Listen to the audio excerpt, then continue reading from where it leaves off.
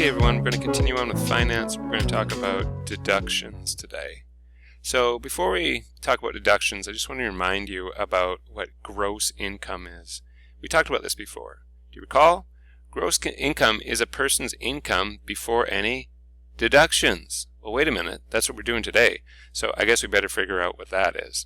But before I get you, I'm going to keep you in suspense here. We're going to talk about net pay.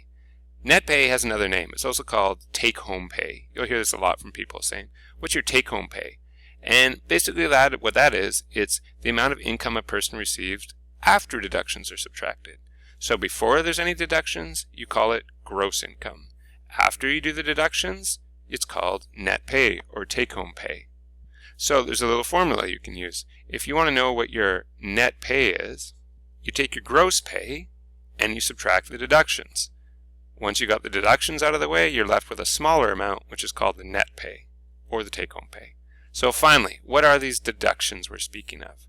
Well, these are things that are subtracted from a paycheck, right? You earn a certain amount of money, and it shows up in your paycheck, but you actually don't get all that money. They take a whole bunch of stuff off. Deductions, they're called, is the stuff that's taken off. So that's what we're going to look at today. What's taken off, and why do they take it off? Now, it varies depending on the job. Some jobs you might get very little, very few deductions. Other jobs you get lots of deductions. I have quite a few, I have to say. And it's usually a percentage of the gross pay up to a certain maximum. So it might say something like, for this particular deduction, it's 5% of your gross pay, but only up to $800. It can't be more than $800 or something like that. That's an example. Okay, so now what we're going to do is we're going to go through a big list of possible deductions. They don't all show up all the time. There's some that do show up all the time. One that will show up for sure is the federal income tax. Now, any word that's talking about federal, what are they talking about? They're talking about the whole country, right? So this is income tax on the Canadian level. And with this income tax, your tax rate goes up as your income goes up. So for example, right now in 2020, for the first $48,535 that you make, you get taxed for the federal income tax 15% of that. Okay, if you make less than that, if you only make $30,000, then you're going to get 15% taxed on the whole $30,000. But let's say you make more than $48,000. Let's say you make like $60,000. Then you'd be charged 15% on the first $48,535, and it would be a higher percentage on the next amount, whatever the remainder is. And it keeps going up and up and up, and all these different levels. I'll give you the lowest level, there it is, and the highest level it goes up to is 33%. Wow, that's a third of your money goes to taxes, and that's if you make over $214,368. That's a pretty nice wage. Now, again, that doesn't mean that all $214,368 is taxed at 33%. It's not. The first $48,000 is taxed at 15%. The next, I don't know, I don't have it written down here, but let's say the next $20,000 is at 18%. The next $30,000 is at 21%. I'm just making up the numbers, but hopefully you get the idea. Okay, we should stop here and say, why do we pay this tax? What's the point of it? Well, as you probably and hopefully know, this income tax goes for lots of things that the government does for us. Things like paying for hospitals and roads and parks and, that's right, teachers. So keep paying those taxes, people. Provincial income tax, very similar. The tax rate goes up as your income goes up. It's a little bit different for provincial though. In BC, the first $41,725 is at 5.06%. These random numbers, it's crazy. Who makes up this stuff? And it increases just like the last one. Again, I'll give you the lowest level and the highest level. The highest tax bracket is if you make over $157,748, you get charged 16.8%. So it's a fair bit lower than the federal tax, but you got to pay them both, so it adds up. Okay, next, union dues. Not everybody has to pay this, but I do because I belong to a union. It's used to fund the various activities which the union engages in. So how does this work? Well, I pay some of my funds, and all the teachers do, to support people who work for us at our union, and they fight for our rights in terms of wages and class size and also health and safety, all those sorts of things. Okay, not every job has that, but we do have one as teachers. And I did look it up. I thought someone would probably ask, what if you decide that you don't want to be in the union? Well, as a teacher, I found out you're allowed to do that, not be in the union, but you still have to pay the union dues. I love it. That's hilarious. I'm not in the union, but I still have to pay the dues. Okay, so you're not getting out of paying those union dues, at least as a teacher you're not. Okay, employment insurance, also called EI. This is mandatory. You must pay this. What this is it provides temporary income support to unemployed workers while they look for employment. So for example, you have to pay part of your paycheck goes towards EI every month. And then if you're never without work, like I just have always been a teacher since I started working, I've never been out of work, so I've never gotten any of that money back. But let's say something happened and I got laid off work here. They told me, you know what, there's just no kids coming to King George anymore, there's no more jobs, I'm sorry, we gotta let you go. Then I could temporarily, not for the rest of my life or anything, but I could temporarily dip into that money, which I already paid into. I could get some of it back, so to speak, until I found other employment or until my EI ran out. Okay? It also supports people taking time off due to illness, pregnancy, childcare. When you have a little one, right? In Canada, you can take, a year off or something right now. Care of ill family members. So if you have a family member who's really, really sick and you need to look after them for an extended period of time, then EI covers all those things.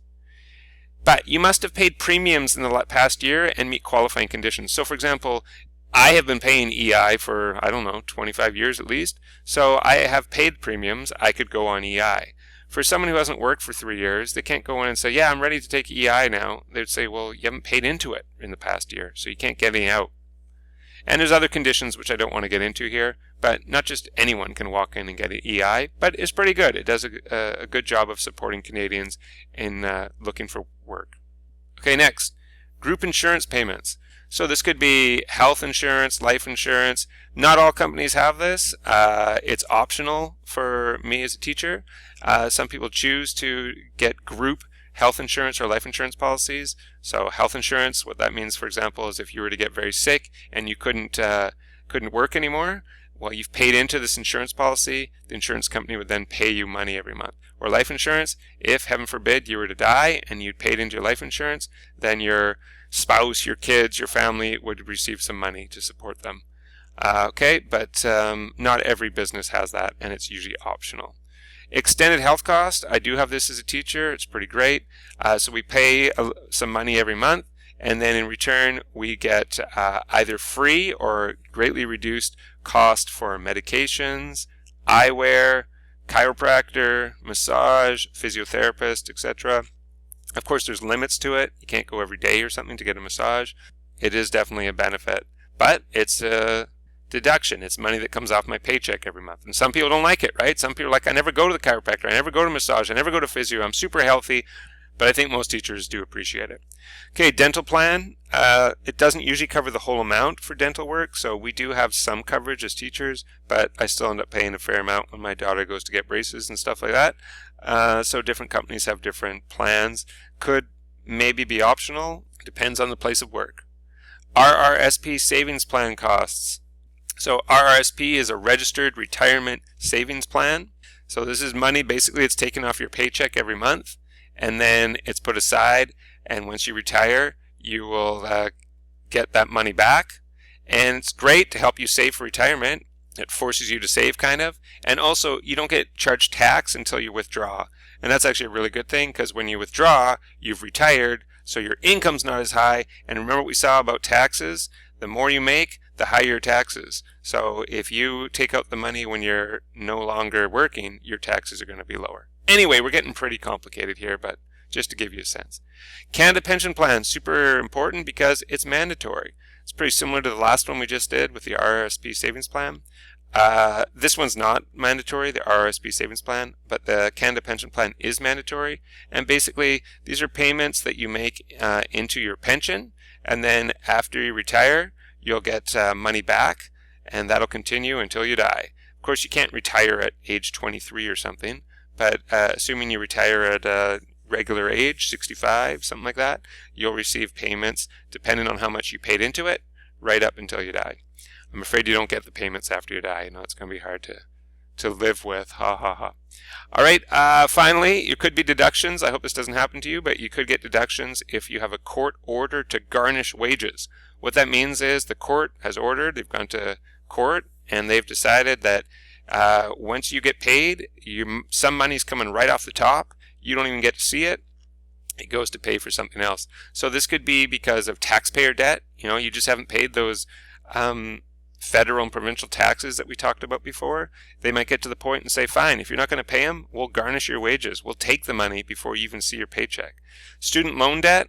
When you're in university, a lot of students get student loans, and if they don't pay them off, same thing. You could get your wages garnished. EI overpayment. Remember we talked about EI when you're not working and they pay. If there's some kind of mistake, either that or you try to get away with something and they catch you that you're not telling the truth, then they could garnish your wages. Okay, so all those things are possible things that will be on your paycheck. They won't probably all be on there, but there can be a fair number. So here's one example. Find the take-home pay for an employee if his gross pay for a week was $2,680. So that's how much he gets before deductions. If he had deductions for federal income tax of 8.3%, that seems low, provincial income tax of 4.1%, union dues of 0.75%, health premium costs of 1.2%, EI of 0.05%, and a savings plan of 10%. So some kind of plan that's going to force you to save money there. Okay, what do we got to do? We got to figure out what 8.3% of this is, and 4.1% of this is, and 0.75% of this is, and 1.2%, and 0.5%, and 10%. Oh my gosh, it's going to take us all day. Wait a minute. Can someone think of an easier way to do this? Why don't we get the total deductions as a percent just by taking all these percents and adding them up?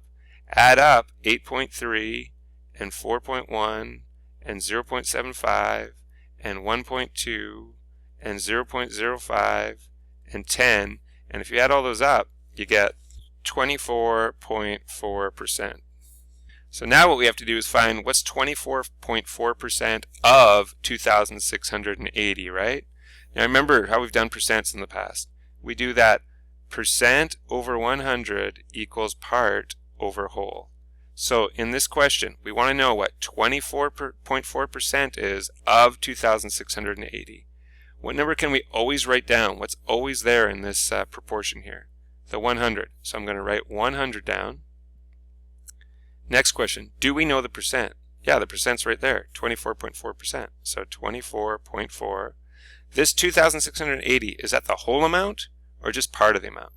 That's the whole amount. So that goes on the bottom, 2,680. And this is what we want to know here, the part. So that's our N or unknown, whatever. So how do we get the answer now? We cross multiply. Multiply these together and divide by 100. So N equals 24.4 times 2,680, and then we're going to divide it by 100. If you do that, you'll get $653.92. Now let's be clear here. What is that? That is the total deductions. Is that what the question is asking us?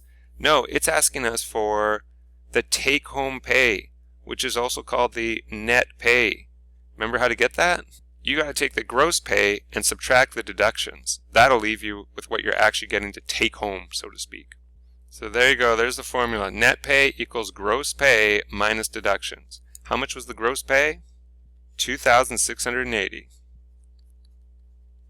How much were the deductions? $653.92. So your net pay, when you subtract those, is $2,026.08. So, it hurts. Losing $654 is painful. But hopefully a lot of those deductions you can look at as being somewhat positive things. But it can be hard, I know, to look at all those deductions when you get your pay. Alright everyone, those are deductions, and I hope it makes sense, and I'll talk to you soon. Bye-bye.